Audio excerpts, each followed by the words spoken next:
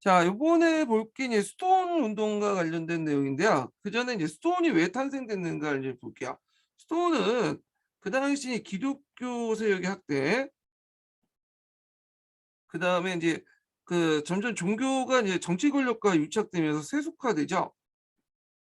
그래서 이제 이게 너무 교회가 타락됐다. 그래서 초기 교회로 다시 복귀를 해야 된다. 초기 교회. 그래서 이런 식으로 해갖고 스톤이 만들어졌어요. 스톤은 원래 이제 서양에서 처음 만들어진 건 아니고요. 기록에 보면 이제 3세기 말 때 그 당시 북부 이집트에서 출발했다고 그래요. 그래서 성 안톤이나 뭐 피코미노스가 이제 사막에서 은둔 생활하면서 이렇게 이제 금욕적인 어떤 공동체 생활을 했는데 이게 스톤의 기원이었다고 그래요. 그러다가 이제 동방에서는 이제 성 바질이라는 사람이 동방 수도원을 확립을 했고요. 그래서 이제 이때 이제 나름대로 수도원 계율을 정했죠. 예, 노동이나 자선 등 공동생활을 통해서 수도원 계율을 정했고, 그리고 그 후에 이제 그 계율이 비잔틴 제국 내 수도원의 표준적인 계율이 되면서 현재도 그리스 종교에 큰 영향을 줬다. 참고로 동방교회, 그러니까 그리스 종교 같은 경우에는 그 서방교회와 달리 이 수도원 세력들이 상당히 커요. 세력이. 그래서 보통 서방교회 같은 경우는 일반 교회가 중심이잖아요.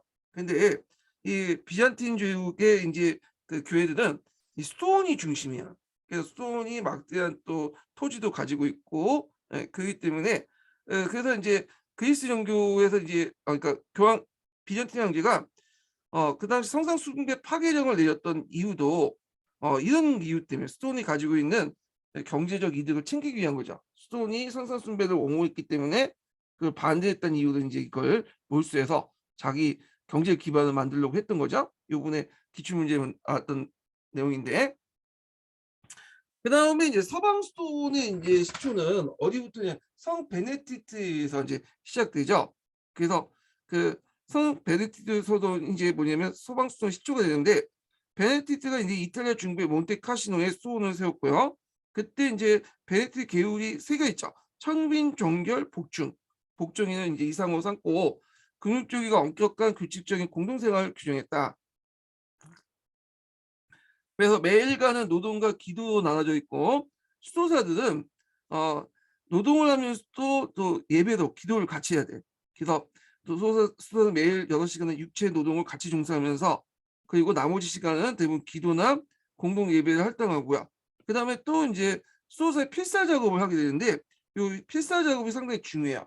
왜냐하면 이제 중세시대 때 암흑시대 때 고대 그리스 로마 고전들이 많이 소실됐잖아요. 근데 이때 이제 유럽의 이 고대 문화를 그런데도 나름대로 전달해 주는 것이 이 수도사들의 필사 작업 때문에 그래요. 그래서 이런 것들을 했다라는 걸 좀 기억을 해 두시면 될 것 같아요. 자, 그러면 이제 이 나중에 이제 서방교회에서는 이 스톤을 중심으로 교회 개혁 운동이 이루어지게 되죠. 그러면 이제 그때 교회 개혁 운동의 어떤 상황을 좀 볼게요. 이 상황을 보기 전에 이제 교회 개혁 운동의 과정을 좀 도표 제가 만들어 봤는데, 자, 여기 보면 이제 중세 시대 프랑코 왕국이 붕괴되고 제2차 민족 이동이 일어나잖아요. 그래서 사회 혼란이 일어났고 그때 이제 세속 제후들이 뭐냐면 그 교회를 일종의 자기 영지를 주면서 이제 보호를 해주죠. 그러다 보니까 교회는 뭐 자이든 타이든 간에 살기 위해서는 그 세속 제후의 보호를 들어갈 수밖에 없고요. 그러다 보니까 이제 세속 제후부터 영지를 많이 받게 돼요. 그래서 이제 교회가 대제후로 이제 봉건이 돼. 그러니까 일종의 성직자 제후들이 많이 탄생되기 시작하죠. 그래서 성직자 제후들이 이제 뭐냐 탄생하니까 자연스럽게 이제 이 성직자 제후들의 임명권을 누가 갖게 되냐면 땅을 준 세속 군주들이 임명권을 갖게 돼요. 그래서 종교 유착이 더 강해지죠. 그러다 보니까 교회가 이제 권력을 갖고 정치 권력을 갖고 그다음에 세속화되다 보니까 당연히 부정부패가 있을 수밖에 없죠. 성직매매나 뭐 성직자 견혼 그리고 이제 있고 그다음에 고위성직자들이 되게 봉건귀족들의 어떤 대리인 거나 아니면 봉건귀족 지가 직접 고위성직자를 겸직하거나 교구사제 같은 경우에는 일반 성직자들이 아니라 보통 인제 봉건귀족들이 인제 있는 측근들 임명하거나 뭐 이런 식으로 이제 바뀌게 된 거야. 자, 그래서 안 되겠다. 그 당시 성직매매나 성직자 결혼 등 이런 잘못된 것을 뜯어 고치자. 그래 가지고 스톤 중심으로 이제 운동이 일어나는데 이게 크로니스톤 개혁 운동이에요. 그리고 이 크로니스톤 개혁 운동을 하면서 그때 이제 그 출신자들, 그러니까 크로니스톤이 단순히 한 개의 스톤이 아니라 그 집단이라고 보시면 돼요. 크로니스톤 개혁 운동에 참여했던 여러 스톤 집단들 이제 얘기하는 건데, 그때 이제 크로니스톤 출신자 중에 많은 사람이 이제 개혁 교황이 나타나죠. 그래서 나름대로 교황을 그 교회를 개혁하려고 했고, 그래서 이제 그 과정에서 이제 뭐냐면 서인권 투쟁이 전개됐다, 이렇게 보시면 될 것 같아요. 자, 그러면 이제 요 당시 교회 개혁 운동의 배경을 보면요, 여기는 이제 보면, 자, 10세기 초에 교황은 로마식 귀족 때 분당의 수령에 불과했고요. 오토 1세 대관 시구에는 독일 황제 임명권을 가졌어요. 그래서 황제 세력을 물려가자 다시 로마 귀족 때 교황을 선택하는 상인데, 그래서 11세기 때 아까 집에 이제 추기경회의를 통해서 교황을 선출하는 그 갈래가 잡히기 이전에는 대개 황제가 임명하거나 아니면 그 밑에 이제 로마에 있는 그 세속 귀족들에 의해서 교황이 선택되는 만큼 교황권이 약화됐다는 거. 거기에 유럽사의 봉건화와 세속화인데, 자, 유럽 전역 교회가 노르만족 마자르족의 치료를 받으니까 당연히 봉건화의 길을 걸 수밖에 없죠. 왜냐하면 세속 권력의 도움을 받을 수밖에 없으니까. 또 세속 권력은 또 자신의 또 정권을 정당화시키기 위해서 교회에게 막대한 토지를 부여하죠. 그러면서 교회가 이제 봉건화되고, 그리고 교회가 봉건화되면서 성직자 제후들이 등장하게 되고, 성직자 제후들이 임명권을 누가 갖게 되냐면 당연히 세속 제후들이 갖게 되면서 성직 매매나 이런 것들이 이제 부정부패들이 일어나기 시작한다, 이렇게 보시면 될 것 같아요. 자, 그런 과정에서 이제 크로니스톤이 등장을 하게 되는데, 이 크로니스톤 관련된 개혁 운동이 14년 기출 문제에 나왔어요. 예. 그래서 이제 거기에 나오는 중에 이제 뭐 크로니 교단의 승인장이 있어요. 요것도 이제 가끔씩 교과서 사료 예문에 나와 있는데, 요건 이 크로니스톤이 이제 교단이 만들어지고 날 때 그때 그 이런 취지로 해서 만들겠다, 이렇게 이제 했고, 그런 걸 이제 뭐냐면 봉건제로부터 승인을 받은 거야.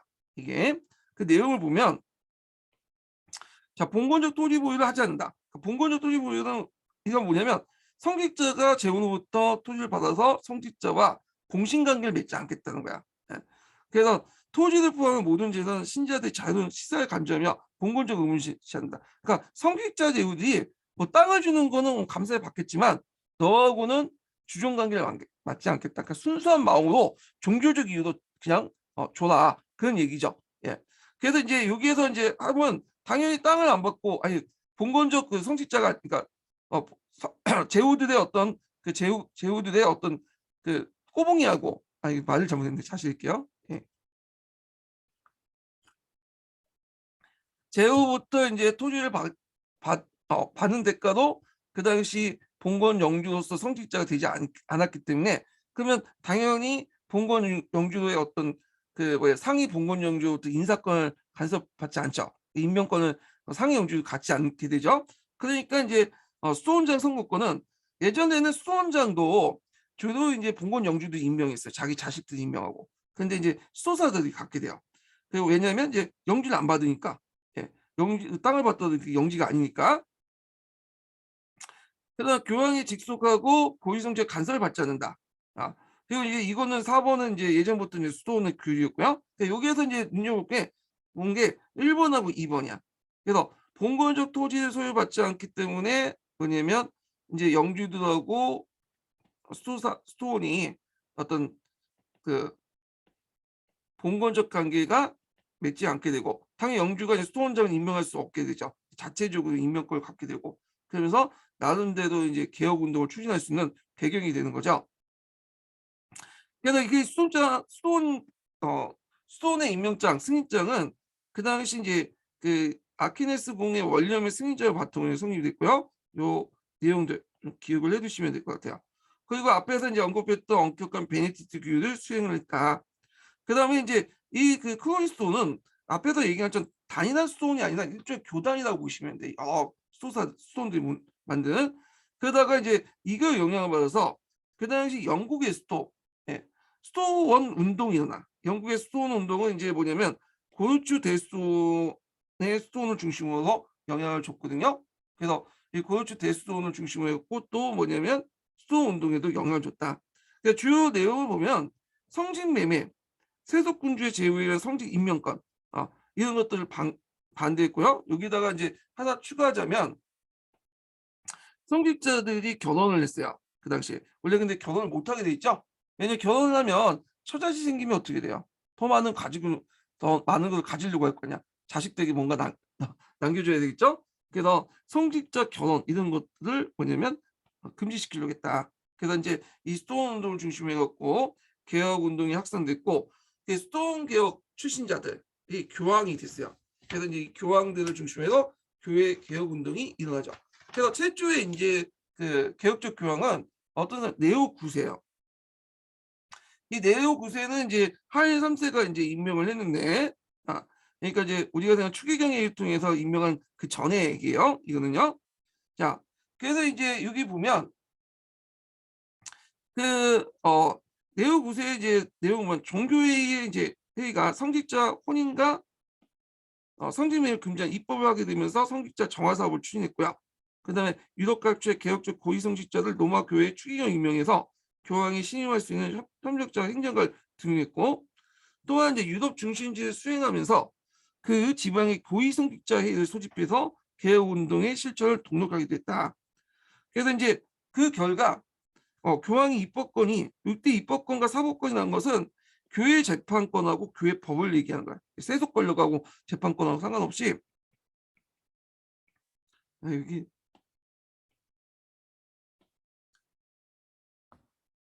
그래서 교회에서도 도짜리 재판권이 있죠.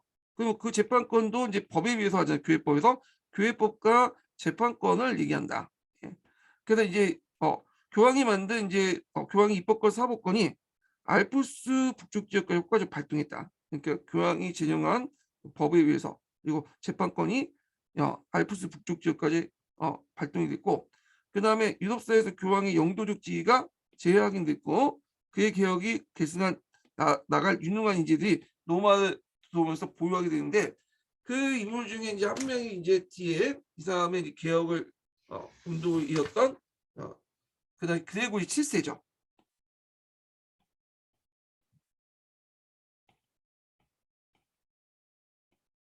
그러니까 그레고리 7세 이전에 개혁 교황이었다 보시면 돼요. 네.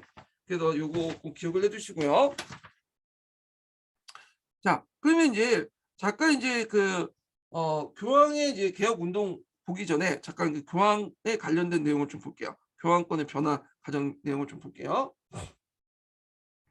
그래서 제가 이제 도표를 만들었어요. 이거는 이제 경기 소우노트에 있는 건 아니라 도표에 있는 거예요. 도표는 제가 만든 거예요. 자, 여기 보면 이제 권력이 있는데 여기는 구강권이죠. 세속 권력이라고 보시면 돼요. 자, 구강권과 교황권이 대립 과정을 좀 볼게요. 처음에 이제 카노사의 구족 이전까지는, 그러니까 9세기에서 11세기까지는 교회가 이제 강력한 왕권에 의지할 수밖에 없었어요. 뭐 중세 초창기 때니까 이거 외부부터 이민족들이 침입이 있다 보니까 강력한 보호자가 필요했겠죠. 그래서 오히려 그 그러니까 교회가 강력한 왕권, 황제권을 뒷받침할 수 있는 이론을 개발했죠. 그래서 성직자들이 뭘 내세우냐, 왕권 신종론을 내세웠어요. 그러니까 그 중세시대 왕권 신수하고 비슷해요. 그래서 왕권 신종론을 내세워서 그 왕의 권한은 하나님으로부터 위임받은 거다. 그래서 이제 이렇게 하면서 국왕이 권력을 갖고 있는 건 당연하고, 당선이 또 왕이 이제 하나님부터 임명받으니까 일종의 성직자도 임명할 수 있죠. 그래서 이 성직권을 정당화시켜 주는데 큰 역할을 했다는 거야. 그러니까 알아서 이제 뭐냐면 굴복을 한 거야. 네, 왕권 신종론은. 근데 이제 상황이 좀 달라졌죠. 11세기 넘어가면 이제 조금씩 외부의 침입도 없고 봉건 사회가 안정화되고, 그러니까 이제 상대적으로 볼 때는 교회가 이제 세속 권력의 필요성도 못 느껴. 또 많은 사람들이 또 기독교를 믿고 정신세계를 또 지배를 하고 하니까 이때부터 이제 조금씩 개기기 시작하죠. 그래서 이제 왕권 신종론이 점점 없어지고 뭐라고 이제 주장을 하냐면, 교황은 베드로의 후손이고 베드로는 신으로부터 예수님부터 은총을 받고 권한을 받았죠. 그러면 당연히 공황은 목자인 거야. 네. 그래서 보통 이제 기독교가 보면, 교회가 보면 예수님이 목자고 그 밑에 양들이 있잖아요. 그 양들은 이제 누구예요? 일반 신도고 그 목자인 예수님이 그 이끄는 데로 왔다 갔다 하잖아. 예. 마찬가지야.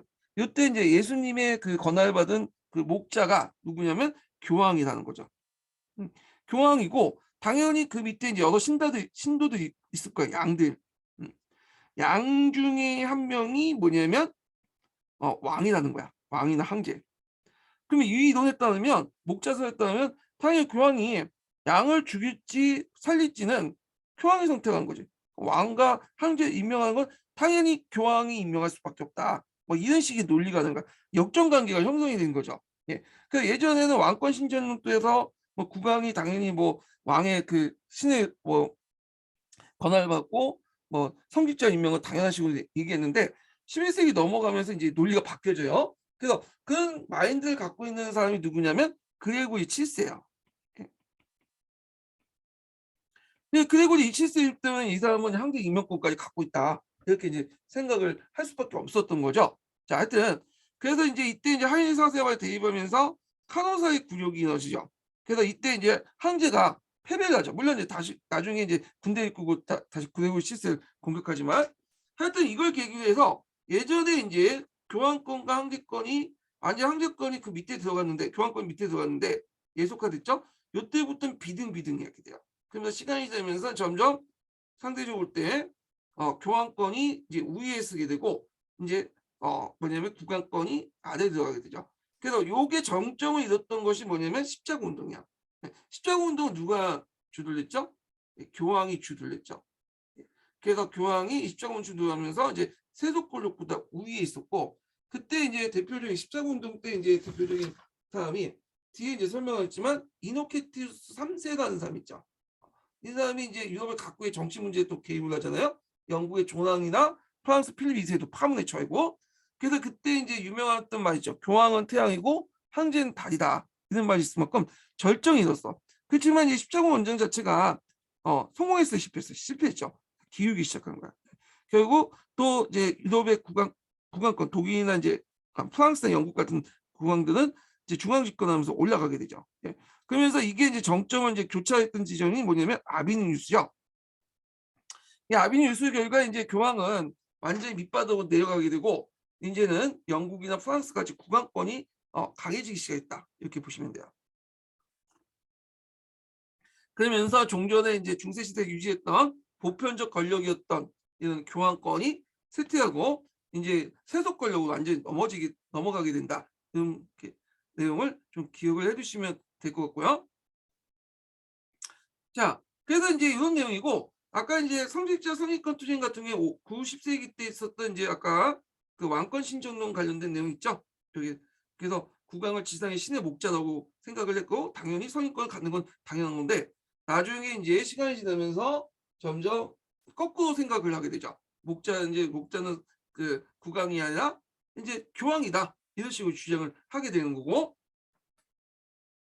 자, 그 다음에 종교회의는 이제 보면 그 1559년에 종교회의가 개최했는데 이게 무슨 종교회의인지 잘 모르겠지만 일단 종교회의를 개최해서 그 다음에 교황 선출해서 로마 귀족의 분단과 독일 황제 개입을 배제하고 로마 교회 추기경단을 위해 선출된 걸 주장하는데 이게 꼼꼼협회라고 하죠. 예. 그래갖고 이렇게 있다. 그래서 이제 여기 보면 추기경이 교황에서만 임명되는 종신진화는 점을 고려할 때 매우 중요하고 교황 선출에 이제 신성 노망제 간섭이 해방되었다. 근데 이제 이거는 교황과 관련된 내용이고요. 그러니까 교황이나 뭐 추기경 같은 이제 그런 사람들은 관련된 내용이고 일반 이제 주교 교구에 갖고 있는 대주교나 뭐 이런 그 일반 교주나 일반 목사들 선입견 아직까지는 성직자들이 갖고 있는 게 아니라 교회가 갖고 있는 게 아니라 일반 세속군주들이 많이 갖고 있었어요. 근데 그것 때문에 이제 서인권 투쟁이 일어난 거야. 성직자 임명권 때문에. 근데 요거는 이제 주로 고위직 성직자 관련된 내용이죠. 적어도 교황이나 추기경 정도만 얘기하는 거고요. 자, 그 다음에 카노사의 굴욕을 볼게요. 요거는 예전에 한번 시험 문제 나왔죠. 누구하고 누구의 대립이에요? 예, 그레고리 7세하고 하일 4세의 대립이죠. 예, 요거. 그레고리 7세는 그 당시 크로니스톤 출신이에요, 이 사람은. 그 앞에 있었던 저기 누구야? 제가 좀 얘기하다가 개혁교회 출신 중에 네오 9세가 있죠. 네오 9세.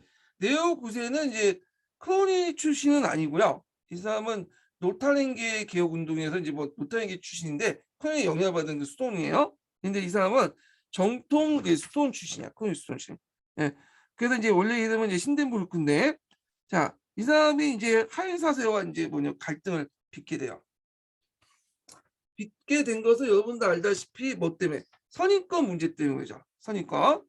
그래서 이제 교환권에 대한 규정을 마련해요. 이 사람이. 그래서 이 사람이 교환권에 대한 규정을 마련해서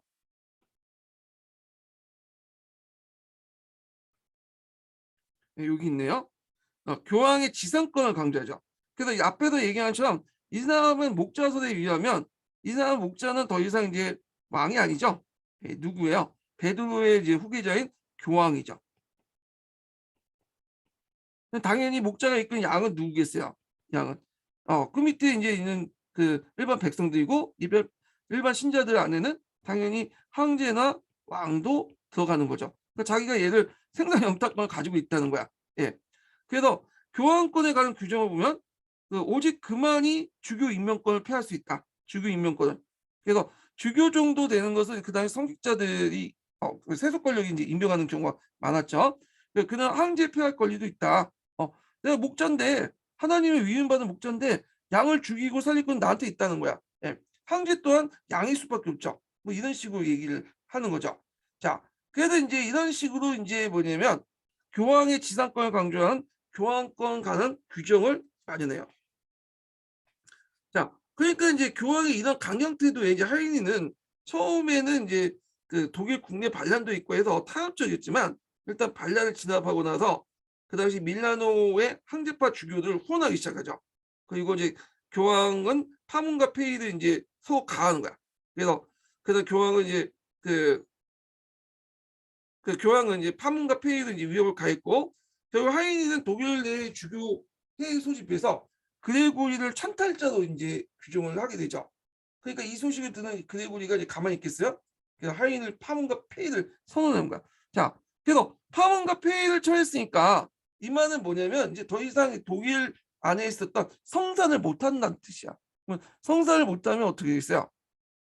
모든 그 밑에 독일의 시민들이 어, 나중에 죽은 후에 천국까지 못하겠죠. 그리고 이제 독일 황제가 파문에 처했으니까 권위가 확 떨어질 거 아니야. 그러니까 그 당시 하인사세 반대파 귀족들은 이걸 빌미 삼아 하인사세 공격하는 거야. 그러니까 위기에 처해진 하인사세가 당연히 누가 이제 그레고리시스를 찾아갈 수밖에 없겠죠. 자, 그래서 그레고리시스를 찾아가기 위해서 이제 그 당시 이제 하인사세가 그 로마로 갔는데 로마에 그 당시 그레고리시스가 없었어요. 그래갖고 이제 그때 카노사에 있다고 하니까 거기 갔죠. 추운 겨울인데 그래서 카노사에 가갖고 이제 교황을 만나달라고 하니까 교황이 문을 닫고 이제 만나지 않죠. 급한 마음에 이제 눈물 질질 끄면서 신발 안 신은 채 눈밭에서 이제 하루 동안 이제 거의 뭐 울면서 매달렸죠. 예, 징징대고 결국에는 이제 뭐냐 하인리 사세가 이제 그러니까 그레고시스가 알았다 하면서 뭐냐면 팜을 철회시켜요. 예, 그래서 이 사건은 뭐 여기 교황권의 우위를 인정했다고 하는데 교황권의 우위보다는 제 생각에는 교황권이 예전에 이제 세속 권력이 항상 그 억눌려 있었는데 비등해졌다 이렇게 보시면 돼요. 왜냐면 그 후에 사건을 보면 이제 알 수 있는 게 카노사의 군역 이후에 그 당시 하인 사세가 이제 나중에 독일에 가서 이제 어느 정도의 팜을 붙여냈으니까 팜이 철회됐으니까 나름대로 권위가 회복됐죠. 그래서 다시 세력을 구협해갖고 반대편 귀족들 이제 제거한 다음에 군대를 이끌고 다시 노마를 쳐요. 그래서 결국에는 그 뭐냐면 그레고리 7세가 도망을 가죠. 예, 그레고리 7세가. 그래서 여긴 안 나왔지만 그때 이제 그레고리 7세가 도망을 가. 여기 있네요. 예. 그레고리 7세가 이제 피신을 해가지고 노르만의 보호를 받았다. 예. 요게 예전에 기춘면에 났어요. 노르만족 때. 왜냐하면 남이탈리아 지역에 노르만들이 이제 권력을 장악한 지역이니까. 그리고 그레고리 7세 자체가 노르만족들이야, 노르만족들. 예. 그래서 노르만족들의 도움을 받았다. 그레고리 7세가. 예. 요게 예전에 한번 시험 문제 나왔다 한 거죠. 그래서 하이리 4세는 이탈리아에 새로운 교황을 또 세우고, 그럼 여기에서 끝났냐? 그게 아니죠. 계속 지네끼리 치고받고 싸우면서 이 전쟁이 일어나요. 예. 그래서 하여튼 뭐 그렇게 있는데, 그래도 성인권 문제, 우르반 2세가 갑자기 이제 중간에 크레몬 공의회 갖고 십자군 전쟁을 동했는데, 요거는 나중에 좀 뒤에 얘기 설명하고요. 그래서 성인권 문제를 어떻게 해결하냐? 결국에는 이제 또 싸우다가 이게 이제 독일에서만 황제하고 싸운 게 아니라 영국이나 뭐 이런 데서 싸웠거든요. 영국 왕하고 이제 싸우고 등등 해가지고. 그래서 이제 영국에서는 어떻게 이제 타협받냐면, 성 안셀모라는 사람, 캔터베리 대주교하고 헨리 1세가 이제 타협을 받어. 그걸 이제 교황이 승인했는데, 그 주교는 교회 내에서 선출되되 주교 취임 전에 교황에게 봉신 선서하고 국왕의 봉투와 그 간할권을 수여한다. 국왕은 신선을 거부할 수 있고 주교 선출에 강한 반환권을 행사할 수 있다. 이렇게 이제 있는데, 이 말이 뭐냐면, 그러니까 이제 주교가 이제 할 때 주교 중에 성직자 제외하는 거야. 모든 제후가 아니라, 주교가 아니라 성직자 제후. 그러니까 주교이면서도 제후인 사람들 있죠. 요게 이제 관련된 내용이야. 요 내용은. 그러니까 이제 주교 임명권은 당연히 누가 갖는 거야? 교회가 임명하는 거고, 제후, 아이고, 이게 왜 또 이렇게. 제후로서 이제 봉건을 영토를 받았잖아. 그러면 당연히 왕한테 충성을 서약을 하겠죠. 신설을 하고. 근데 왕이 이제 보기에 이거 마음에 안 들어 하면 그 신설을 거부할 수 있어. 그럼 거부하면 주교가 받은 땅을 왕한테 돌려줘야 돼요. 예. 대신에 주교는 계속 이제 주교직을 하는 거고. 그러니까 성직자의 임명권은 교회 갖고, 그다음 제후의 임명권은 누가 갖는 거야? 왕이 갖는 거죠. 이런 식으로 타협을 본 거야. 예. 그리고 이제 주교 선출에도 강한 발언권인데, 발언권이 어느 정도인지 잘 모르겠지만 하여튼 이게 발언권이라도 좋은 정도지 뭐라 할까, 직접 선발을 하지 않아요. 예. 직접 선발하고는 가는 데는 없다. 예. 그래서 왕이 이제 보고 들어가서 이런 사람 뽑았으면 좋겠다 하는 정도예요. 예. 그래서 이런 것들. 프랑스도 이제 그와 유사한 이제 했고, 뒤에 독일도 그 비슷해요. 예. 독일하고 이제 그 독일 황제하고 교황 간에 맺어진 게 보름서약이죠. 요거 기억을 해두셔야죠. 영국이 이제 영국 타협의 모델이 되는데, 자 기본적으로 똑같아. 여기도 이제 성직자 제후도 있을 거 아니야. 그러니까 일반 제후, 그 성직자들은 그냥 임명권 행사하면 돼요, 교회가. 근데 성직자 제후권은 성직자 부분에 대해서는 누가 행사하는 거야? 교회가 행사하고, 제후 같은 경우에는 뭐냐면 누구야? 이거는 일반 이제 세속 제후들이 이제 행사하는 거죠. 임명권을. 신설을 하고, 신설 거부해서면 이제 성직자 땅이 다 뺏기고. 그래서 성직자가 제후한테 신설 싫다 하면, 뭐 성직자는 그래도 이제 지가 유지지만 성직자가 가지고 있는 땅들은 제후한테 다시 돌려줘야 돼요. 예. 이런 식의 이제 타협을 했다. 다만 이제 독일 같은 경우에는 좀 약간 황제권이 좀 약간 좀 발언권이 강해가지고 이런 경우에는 있어요. 기본적으로 성직자 임명권 교회 같지만 주교나 대수도원장 같이 약간 고위직 성직자가 있잖아요. 여러 명이 있을 경우에 교회 내부에서는 뭐 그렇게 누군지 딱 정하지 어려울 경우에 그때 최종적으로 황제 임명권을 행사할 수 있어요. 예. 그래서 이런 내용도 좀 기억을 해요. 그러니까 여기까지는 조언을 해주는 거고, 여기는 직접 임명권을 행사하는 거야. 예. 근데 이것도 단서가 있죠. 어, 교회에서 뭐 통일된 위기에서 얘가 좋다 하면 그냥 주교나 대수원장 임명하는데, 수도원장이죠. 수원장이네, 수도원장. 자, 수도원장 임명하지만 여러 후보가 난립될 경우에는 누가 교회가 이제 선택하기 힘들면 황제가 나서서 임명권 행사할 수 있다. 이 정도예요. 예. 그래서 요게 약간 이제 좀 다르다. 영국의 타협 발언하고 좀 다르다는 거. 그래서 보존수와 관련된 내용은 좀 나올 가능성이 있으니까 좀 기억을 해주세요. 이 부분은. 관련된 사료도 이제 사료보는 서양사에도 있죠. 예. 요것도 이제 보시면 될 것 같고요. 자, 의의를 볼게요. 그러니까 이제 이렇게 보험 설명을 중심으로 해갖고 이제 서위권 문제 해결 타협의 의의를 얘기하는 거야. 자, 그래서 주교 선출의 기준이 종종 더 훨씬 강화됐고, 이게 주로 교회나 이제 교황에서 선출할 수 있는 거죠. 그래서 교황권이 강화됐다. 그래서 그리스도 세계의 최고 권력자 인정받게 되고, 그다음 서인권 투쟁은 교회와 국가 간의 지속적인 대립과 긴장이라는 중세 정치 이원성이 더 강하게 부각이 됐다는 거. 자, 그다음 교회나 국가 내에서도 지배자에 대한 반환권을 내세우는 경향이 있었다. 자, 이건 이제 앞에서 얘기한 것처럼 그 당시 이제 최고 그 권력 기구가 그 당시 이제 두 개가 있었다고 했죠. 유럽에 교황이 있고 그다음에 그 황제가 있잖아. 황제 또는 국왕. 이렇게 대립을 하면서 이제 뭐냐면 하면서 결국에는 황제나 그 국왕이 교황에게 굴복하는 것들 봤단 말이야. 아니면 타협했던 걸 봤단 말이야. 자, 그런 것들이 이제 보고 그 밑에 있는 제후들이 어떤 생각을 하냐면, 아, 이제는 황제도 이제 교황한테 끽소리 못 하는데 내가 대제후나 중소 그 위에 있는 제후들에게 왜 끽소리 못 하겠냐? 끽소리 좀 해야 되겠다. 대항할 수 있는 근거가 되는 거죠. 예.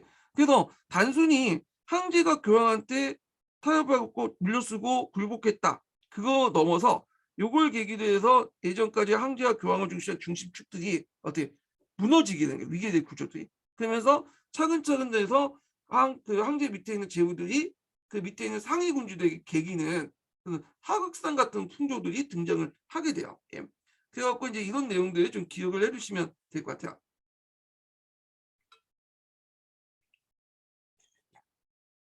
자, 그래서 독일 같은 경우에는 상대적으로 볼 때는 앞에서 얘기한 프랑스나 그 나오면서 봉건 제도가 그렇게 강하지 않았어요. 그래서 이제 황제가 이제 나름대로 통제를 좀 하고 그랬는데 요걸 보니까 이제 황제도 별게 아니네. 그렇게 하면서 이제 계기게 되죠. 대제후가 계기고 그 대제후 밑에 있는 중소제후들도 대제후 계기고 또 밑에 있는 기사들이 또 계기고 그러다 보니까 이제 봉건 제도가 강력해지고 지방 할거주의가 더 강력화되는 거죠. 그러면서 이제 독일 기사들은 자영농을 농도로 만들고 그리고 밑에 이제 독일 내 대부분 지역 영주제가 확고히 뿌리게 되겠다. 장원제가 강화되기 시작했다는 거죠.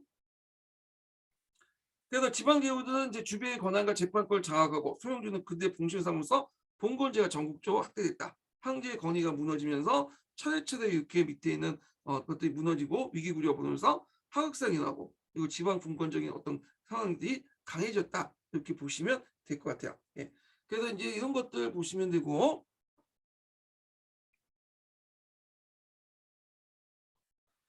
자, 그 다음에 이노케티오 3세를 보자.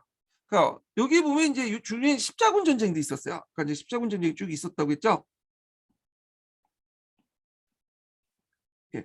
그래서 십자군 전쟁을 하면서 이제 교황권이 강화되어 나가는데 물론 이제 실패해서 이제 무너지긴 하지만 그 중간 사이 얘기하는 거예요. 그래서 이제 이노케티우스 3세가 집권했는데 여기가 이제 교황권의 절정을 했네요. 예.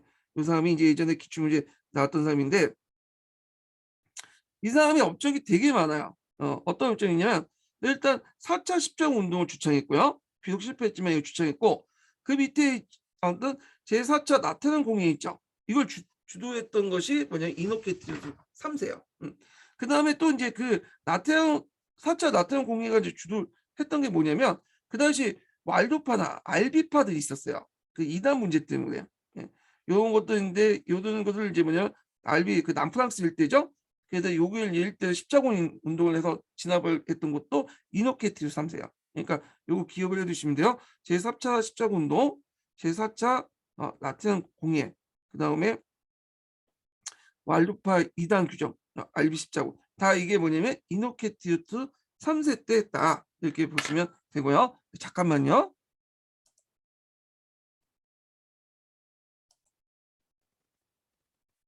자, 그래서 이제 이노케티우스 3세가 어떤 식으로 이제 자신의 권력을 행사했냐? 아까쯤 했지만 교황이 정치적으로 권력을 행사할 수 있는 카드가 이제 파문이죠.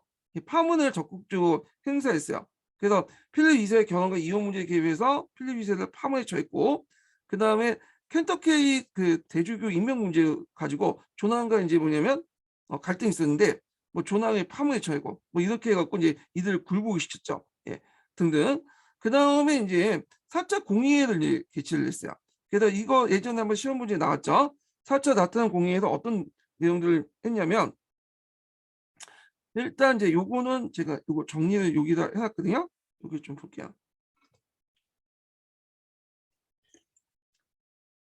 거기 이제 그 서기에 보면 4차 공의회, 나타난 공의회에 대해서 간단하게 설명했어. 이단을 농박하고 카톨릭 기본구를 제약했다.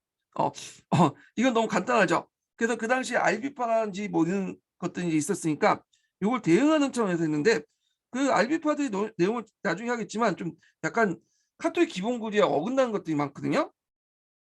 그걸 염두에 두고 이제 한 거야. 그리고 알비파들이 애들이 이제 비판했던 것이 교회가 너무 썩어 빠졌다. 그런 것들은 좀 약간 교회 정화 운동도 해야 되겠죠. 그래서 이제 이걸 개최했는데 내용을 보면 일단 성체성사에서 하체설 공인했다. 그러니까 이제 그 알비파 같은 경우 왈비파 앞에 알비파들이죠. 알비파 같은 경우에는 하체설을 부정했어요. 성체성사 부정했고 그래서 이걸 이제 염두에 두고 한 거고 카톨릭교도는 1년 전에 한 번 고해성사를 해야 되고 사제는 시제에 위한 판결 참여 금지. 왜냐하면 앞에 하던 게르만법에 의한 시제법이 있죠. 이런 시제법이 게르만법이 이제 로마법을 대체했다고 했잖아요. 그래서 중세 중기까지 이렇게 있는데 교회 내에서도 이런 시제법 같은 것도 있었어요. 그래서 이런 걸 가지고 하면 안 된다. 그래서 이제 교회법 내에서 이제 교회재판 내에서 이런 판결을 하지 못하도록 한 거죠. 예.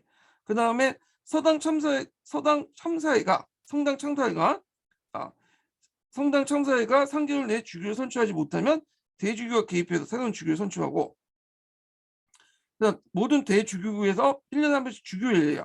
그래서 그 당시 이단들이 많으니까 이단들을 이제 색출하는 그런 권한을 갖고 있고 그 다음에 또 요걸 얻어먹는 게 이제 사제들이 너무 부정부패고 사치에 빠진다. 그런 것도 있잖아요. 그러니까 사제의 도덕적 생활을 규정을 하죠. 사제의 독신이나 음주, 도박, 사냥, 상해, 여인 속 추인, 밝고 화려한 옷차림을 금지시키는 그런 것들을 했다. 이렇게 보시면 돼. 사제의 독신은 뭐 결혼 안 하는 거고 음주는 모르겠어요. 예. 그 신부님들 많이 소주 드시고 그러더라고요. 예. 지금까지 된 건 아닌 것 같은데 하여튼 그다음 지나친 시주 금지, 부적격한 사죄보다는 소수가 훌륭한 사죄가 낫다는 원칙을 선언하고 이런 등등해서 사체에 나타난 공의회를 개최를 했다. 그리고 이제 이런 내용들 좀 기억을 해두시고요. 그 다음에 이제 그리고 이단과 대응해서 뭐 도미니스쿠파나 뭐 프란치스쿠파 이런 것들 탁발성단도 이제 그때 인정을 해줬죠. 예, 뭐 이건 뒤에 좀 얘기할게요. 자, 그 다음에 이제 이렇게 있고, 그 다음에 이제 알비 십자군들을 이끌어서 그 당시 그 남프랑스 때죠. 그 지역에 있는 이단들 토벌했다. 요 알비 십자군, 알비파 관련된 내용은 5년도 기출문제라는데 이건 따로 이제 장을 만들어 갖고 설명을 할게요. 예. 자, 그 다음에 이제 탁발고단을 보는데 탁발고단 들어가기 전에 그 당시 이제 그 중세시대 이단을 좀 볼 필요가 있어요. 이단.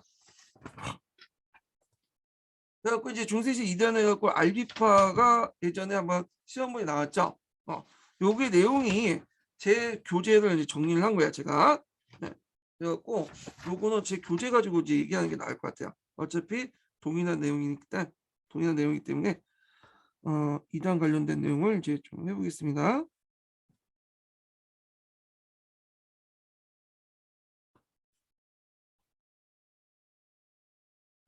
자, 이단은 주로 남프랑스 일대에 많이 형성됐어요.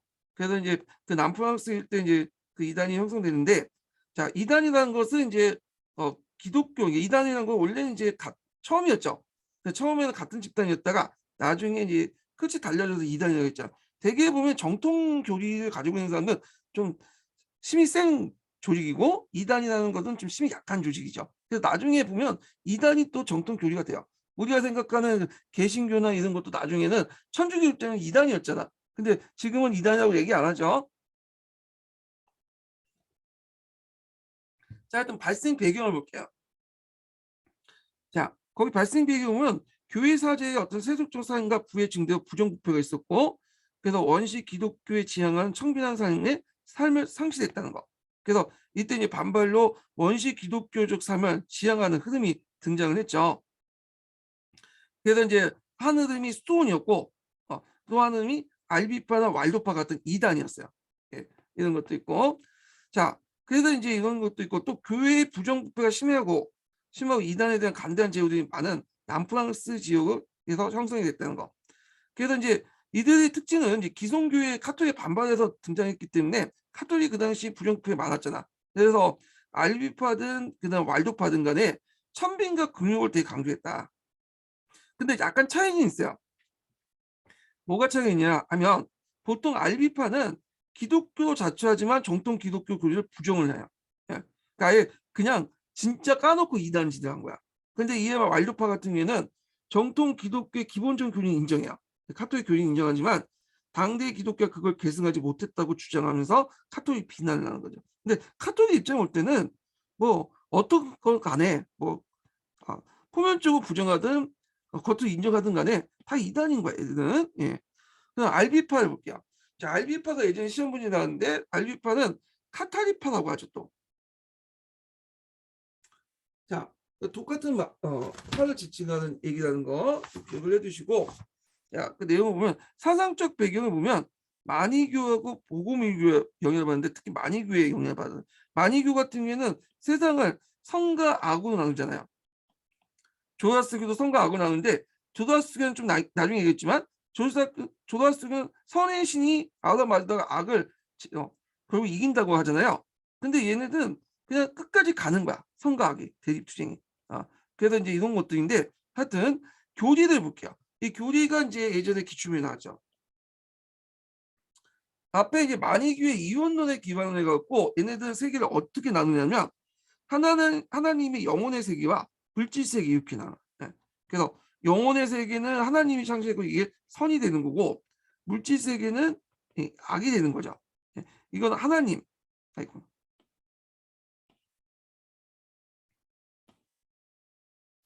그러니까 이제 하나님이 나 영혼의 세계는 영혼은 구성됐고 이게 하나님이 창시한 세계죠. 그러니까 이건 선이 되는 거야. 대립됐던 이 악의 세계는 물질 세계야. 이거는 어둠의 세계고 사탄이 한 거죠. 이건 악이죠. 네. 그래서 물질을 버리고 영혼을 강조하는 거야. 네. 그래서 물질이라는 것은 이제 여기가 있죠. 육체도 물질이고 빵도 물질이잖아. 이건 다 나쁜 거야. 영혼은 정신이니까 이건 선한 거야. 그래서 결국에는 이제 이 세계는 빛의 세계, 어둠의 세계, 영혼과 물질의 세계의 싸움터로 보고 있고, 삶의 목적은 이 악의 그 육체의 속박에서 벗어나서 정신을 구해야지만 죽은 뒤에 하나님 나라, 빛의 왕국에 들어갈 수 있다. 그래서 육체를 악으로 규정했기 때문에 이런 것에 따라서 이제 성경에 보면 하나님이 인간의 육체를 빌어서 태어났다는 거 도저히 있을 수 없죠. 어떻게 하나님이 그 악한 존재에서 태어나? 그러니까 그 당시 그 크리스도 예수님은 하나님이 아니야. 이건 단순히 하나님의 사자다. 그래서 그런 것들 이제 중요하죠. 하나님이 아니라 사자이며 인간으로 태어난 것이 아니라 단지 인간의 모습을 띠고 있다. 이렇게 이제 저는 이해 못해요. 하여튼 여기에서는 하나님의 사자 이거 단지 인간의 모습을 띠고 있다. 그러니까 이제 이렇게 말하면 하나님의 사자인 이유도 뭐냐면 인간의 모습을 띠고 있는 거지 인간이 아니다. 이 식으로 얘기를 하죠. 그러니까 쉽게 말하면 예수님하고 하나님은 다른 존재다. 그러니까 이거는 뭘 부정한 삼위일체선을 부정한 거죠. 이게 카톨릭의 정통적인 교리가 삼위일체선이잖아요. 이걸 부정할 뿐인 거야. 예. 자, 그 다음에 이제 물질 요소 활동에 하나의 응축을 내는 성사일체수를 영체성사와 빵과 포도주의 성체성사를 뭐냐면 부정했다. 예. 그래갖고 영세성사나 영세할 때 영세 여러분 세례 받을 때 이게 세례인데 되게 물을 뿌리잖아요. 예. 그리고 여러분들 그 성체성사를 할 때 빵과 포도주를 먹죠. 자, 이런 것들은 다 물질로 구성된 거야. 그러면 이거 뭐야? 이거는 다 이단인 거야. 신성 모독이고. 이런 것들은 이제 뭘 부정하냐? 실성사 자체를 부정해버린 거야, 그냥. 예. 자, 그리고 지옥에서 고통을 피하기 위해서 세상에 다시 태어났고 영혼은 구원을 얻을 때까지 인간의 육신을 계속 태어난다. 뭐 이렇게 이제 얘기를 하고 있고요. 그 다음에 독신 생활을 강조했어. 결혼과 출산을 반대했어요. 그러면 이게 이제 말이 안 되죠. 독신 생활을 강조하고 결혼과 출산을 반대하면 뭐 지금은 좋다고 볼 수 있는데 지금도 문제지만 이 사람들 100% 그러면 어떻게 돼? 사회가 유지가 돼요? 안 되죠. 그러니까 이거는 누구에만 적용이 되냐면 사제들만 적용되는 거야. 네. 그래서 카타리파 그 사제들만 적용이 되는 거야. 일반 사람들은 독신생활 결혼할 수도 있고 출산할 수 있어. 심지어는 고기도 먹을 수 있고 다 그래. 술도 마실 수 있고. 네. 뒤에 좀 얘기할게요. 사제들만 적용하는 거야. 사제들은 청빈 생활을 이제 강조하고 육식을 금지하고 기존의 교회 조직을 부정하다. 육식을 금지한 거는 이제 고기는 이제 물체잖아. 그러니까 악이죠. 먹어서는 안 되죠. 예. 그래서 이제 있고 그다음에 온갖 성서를 다 뭐냐 중세 시대 본권을 다 성서로 연결됐죠. 뭐 교회나 교회 여러 가지 공동체 유지 이런 것들 다 하는데 선서를 다 부정했어. 예. 이거는 뭐냐면 하나님의 어떤 것을 대해서 인간이 인위적으로 만든 걸 통해서 뭐 그 부정하는 거다. 그러니까 뭐 개인이 어떤 인간이 만들어 놓은 것들 선서가 하나님 말씀보다 더 위에다. 뭐 이런 식으로 해 갖고 선서에 준 그 선서 계약이나 본권이나 뭐 선서에 위조했던 시대는 상당히 위험스러운 생각이었다는 거죠. 예. 자, 근데 이게 앞에서 얘기했지만 독신 생활을 강조하고 결혼 출산 반대하고 육식 금지하고 술 못 마시게 하고 뭐 이런 것들이 실질적으로는 이제 현실 생활 적용하기 어렵죠. 그래서 융통성을 발휘했어. 이 사람들은 이제 사제 계급과 평신도 분리를 해버린 거야. 사제 계급은 원칙적으로 정대, 서분식을 통해 사제 계급이 되고 이는 독신 생활과 금욕 생활 시행하고 그 육식을 하고 육식을 금지하고 이렇게 하죠. 근데 평신도는 일반 그냥 생활하면 돼요. 그냥 직업 선택의 자유, 가족 유지, 육식 효용 다 했고 기성 기독교 다만 이제 기성 기독교 충성만 거부하고 죽기 전에 서fun식을 받는 거야. 그러니까 서fun식을 받았던 것은 사제 계급으로 들어가는 거죠. 근데 이미 죽기 직전이니까 내가 꼴딱꼴딱할 때면 사자가 된다는 건 뭐 어차피 이제 죽으면 이제 뭐 내가 결혼할 필요도 없고 결혼 못 하죠. 그죠? 육식도 못 하죠. 죽은 사람이 어떻게. 그러니까 이런 식으로 해 갖고 이제 융통성을 뒀다. 그래서 대부분 평신도는 뭐 99%고 뭐 사제 계급은 1%니까 이렇게 하죠. 근데 평신도 입장일 때는 누구하고 비교가 될 수밖에 없어요. 카톨릭 사제들과 비교해 볼 수 있죠. 카톨릭 사제들은 결혼도에 육식도에 육식은 당연한 거고 그다음에 이제 뭐 술도 마시면서 막 화려하게 살고 있잖아. 근데 이에 비해서 그 알리파 사제들은 깨끗하게 살잖아. 독신 생활도 하고 비교가 될 수 있죠. 그러면 당연히 이제 사람들이 요 알리파에 기울일 수밖에 없잖아요. 자, 그다음에 이제 왈도파인데 왈도파는 이제 그 반카톨릭적 입장을 보이긴 하지만 초창기 때는 교회의 기본적인 교리나 이런 걸 부정하지 않았어요. 예. 그래서 인제 근데 시간이 지나면서 그 반교회적으로 바뀌게 된 거야. 그래서 교회 입장 올 때는 그 얘네들이 뭐 교회 입장을 뭐 카톨릭이 부정하지 않는다고 해도 실제로 그 내용을 보니까 다 부정하는 내용들이죠. 그러니까 이단이 돼 버린 거야. 그래서 인제 여기에서 강조되는 것은 이제 원시 기독교 삶을 되게 강조했다. 그래서 이제 기독교 그리스도가 가르친 완벽한 기독교 생활의 실행을 목표로 청빈 생활을 했고요. 그리고 기독교 그리스도가 구원을 인도하는 생활 방식을 가르치면서 신앙 명시되어 있는데 구원을 얻기 위해서는 그리스도의 명령과 합치된 삶을 살아야 된다. 그래서 교회와 성사의 필요성이 없다. 왜냐 거기 보면 이제 앞에서 이제 카톨릭 교회 얘기할 때 그 구원을 받기 위해서는 믿음뿐만 아니라 성사도 해야 되잖아. 선행도 해야 되고. 예. 다 교회가 주준하는데 애들 입장에서 성경책에 그런 내용이 없다는 거야. 그러니까 그리스도교가 예수님이 지시한 삶을 성경책에 있고 그 성경책에 있는 삶을 잘 따르면 믿음만 가지면 천국에 갈 수 있다. 이렇게 얘기를 하는 거야. 그러니까 교회와 성사를 부정한 카톨릭을 부정한 거죠. 예. 그 약간 이제 뭐가 비슷하냐면 개신교하고 비슷한 논리를 제시하고 있다는 거예요. 개신교. 자, 그다음에 이제 그러면 그 이단들을 말도파나 그 카타리파들 그냥 놔둬서 안 되겠죠. 처음에는 교회도 이제 평화적인 방법을 선택을 했어요. 예. 그런데 이제 안 되니까 그 당시 이노센트 3세, 이노케티브 3세죠. 표현에 따라서 좀 다른데 하여튼 이노센트 3세, 이노케티브 3세가 필립 2세의 도움을 받아 갖고 알비 십자군을 조직하죠. 그때 이제 이끌었던 사람이 시몽드 몽프라는 사람이야. 그 영국사의 시몬드 몽프도 나오는데 시몬드 몽프의 이 사람하고 좀 달라요. 예, 같은 가문이긴 하는데 다른 사람이야. 하여튼 이 사람이 알비파 십자군을 조직하고 결국엔 남프랑스 일대에 성공했다. 평정에. 그래서 결과를 보면 여기 보면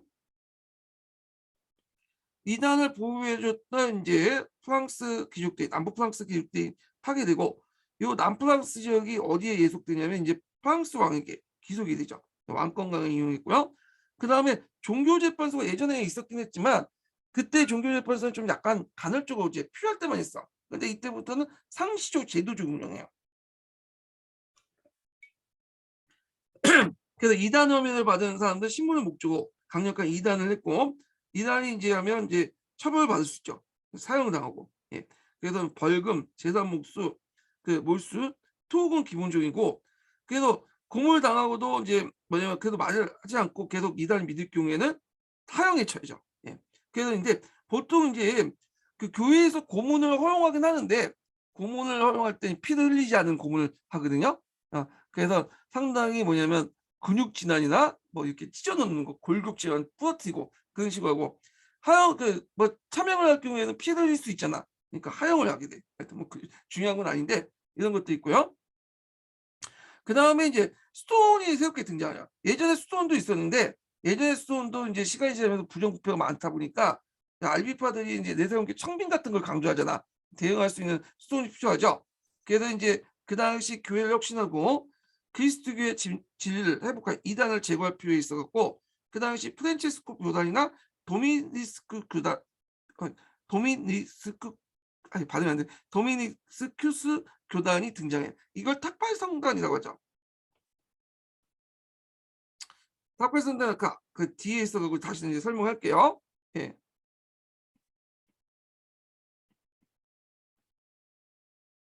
자, 탁발 교단들을 이제 교회에서 인정해 줬다. 얘네들을 이제 청빙이 강조되니까 했는데, 얘네들도 처음에는 이제 깨끗한 척하다가 나중에 저희 뭐야, 나중에 이제 시간이 지나면서 부정부패에 빠져요, 똑같이. 예. 하여튼 자, 영향을 보면, 자, 종교개혁 이후에 이제 남프랑스 이때 위구노들이 많았잖아요. 위구노. 위구노 형성에 사상적 영향, 왜냐하면 그 지역 자체가 이단적인 성향이 강하다 보니까. 그런데 그다음에 이제 후에 위크리프와 후스의 개혁주의 대류에 큰 영향을 줬다. 이렇게 보시면 될 것 같아요. 그래서 제가 이걸 이제 관련된 거는 이제 기본서에 없어요. 서양사 강자나 서양사 개론에 있던 내용들이 없고요. 브리트니의 이제 브리탄인가? 그 사람의 이제 서양 중세사에 있는 내용을 요약한 거야. 예. 요 내용은 이제 요약하니까 봐주시고, 요거 관련된 문제 요게 냈어요. 가끔씩 그 사람들 서양 중세사 교수님이 요 책을 좀 강조하더라고요. 네. 그래서 요거에서 이제 책을 문제 낸 것 같은데, 서양사 개론에 간단히 언급돼 있어요. 근데 자세히 읽으려면 브라이어 타이어, 제가 브레텐이 난다. 예. 브라이어 타이어니, 이렇게 받으면 브라이어 타이어니의 서양 중세사. 예. 두꺼운 책이 있어. 예. 두꺼운 책이 있는데 요거 가끔씩 뭐 발제독해 주시는 것도 좋을 것 같아. 요 부분도. 자, 그래서 인제 이런 내용들 좀 기억을 해 두시고요. 자, 그래서 인제 다시 돌아와서 요 중세시대 이단과 관련된 내용이 요거고요. 제 교재에 있는 내용을 이제 정리한 거예요, 요거는요. 자, 그리고 나서 인제 잠깐 인제 다시 인제 앞에 탁발교단 있죠. 시트교단, 탁발교단, 시트교단. 요거는 좀 시간이 많이 지났기 때문에 다음 시간에 진행을 하겠습니다. 오늘 강의 들으셔서 수고하셨고요. 다음 시간에 인제 그 시트교단과 탁발교단 관련된 내용을 진행을 할게요.